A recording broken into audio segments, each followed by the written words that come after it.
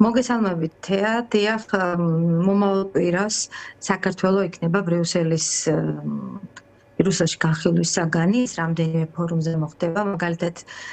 ბრიუსელი ამ შემთხვევაში ევროკავშირის სტრასბურგში იქნება მომავალ კვირას ევროპარლამენტი, რადგანაც იქ არის ამ წლის საბოლოო პლენარული სხდომა ევროპარლამენტის და სწორედ ამ საბოლოო პლენარულ სხდომაზე ორი დღე, სამშაბათს 16-ში იქნება სახაროვის ადამიანის უფლებათა დაცვის უმთავრესი პრიზი მსოფლიოში, ეს არის სახაროვის პრემია, გადაეცემა მზიან ამაღლობელის წარმომადგენელს, ეს მოხდება სამშაბათს და ოთხშაბათს უმთავრესი პოლიტიკური უმწვავესი დებატები როცა იმართება, სადაც ევროკავშირის ფოკუსი არის ხოლმე რომელ თემაზე არის და რომელ რეგიონზე მსოფლიოში ევროკავშირი ამ შემთხვევაში ხდება ხოლმე ყოველთვის ოთხშაბათს შუადღის შემდეგ იქნება დებატები საქართველოზე. ეს იქნება ევროპის საბჭოსთან, ლიდერთა საბჭოს წარმომადგენელთან, ამ შემთხვევაში დანიას აქვს თავმჯდომარეობა მორიგე არის დანია და დანიის წარმომადგენელი იქნება და ასევე ევროკომისიის, რომლებთანაც ევროპარლამენტარები განიხილავენ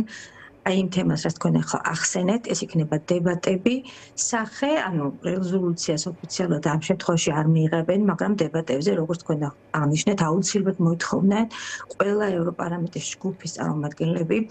ამ თემაზე ქიმიური იარაღით ქართული ხალხის მოწამვლასთან დაკავშირებით ჩვენი დე-ფაქტო რეჟიმის მიერ, რა თქმა უნდა, მოხდება მკაცრი მოთხოვნები, რომ ეს რეჟიმი იძულებული გახდეს, რომ დაუშვეს საერთაშორისო გამოძიება. და ამავე კვირასვე, მომავალ კვირას 18-ში და 19-ში, ანუ 16-ში და 17-ში მოხდება სახაროვის პრემია 16-ში და 17-ში დებატები ევროპარლამენტში და 18-ში და 19-ში იქნება ლიდერთა საბჭო, ანუ ევროკავშირის 27 ლიდერი შეიკრიბება ბრიუსელში უკვე ორი დღით და იქ ძალიან ბევრ თემატიკაზე არის საუბარი და ჩვენ რაც გვაინტერესებს არის რა თქმა უნდა გაფართოების სტრატეგიაზე, გაფართოების პაკეტი მიიღება, სადაც საქართველოსთან დაკავშირებითაც იმჩნევენ, რა თქმა უნდა, ევროკავშირის ლიდერები.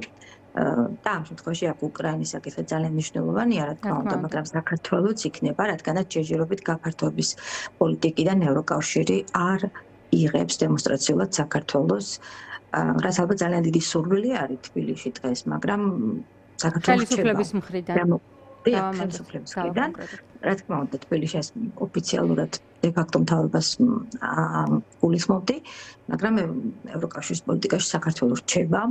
და იგი მაინც გაფართოების პოლიტიკაში იქნება განხილული და რა თქმა უნდა, იქაც ფოკუსი, რა თქმა უნდა, დადგება იმაზე, რომ ამ ახალი, ასე ვთქვათ, მონაცემების მიხედვით საქართველოში ქიმიური იარაღის გამოყენებაზე საუბარი. რა რეაქცია ჰქონდათ ამ ფილმის გაჟღერების შემდეგ, ამ ვერსიის გაჟღერების შემდეგ ევროპელ პოლიტიკოსებში, ქალბატონ თამარ, თქვენ გეცოდინებათ მეტი ამის შესახებ?